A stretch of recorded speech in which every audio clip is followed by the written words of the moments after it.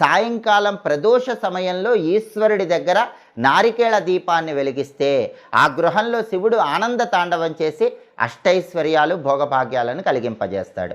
ఈ నారికేళ దీపాన్ని ఎలా వెలిగించాలంటే కార్తీక మాసంలో వచ్చే సోమవారం కానీ లేదా ఏ నెలలో వచ్చే సోమవారం అయినా సరే ప్రదోష కాలంలో సాయంకాలం పూట పరమేశ్వరుడి చిత్రపటానికి గంధం బొట్లు కుంకుమ బొట్లు అలంకరించాలి. లేదా శివలింగం ఉన్నట్లయితే శివలింగానికి గంధం బొట్లు అలంకరించాలి.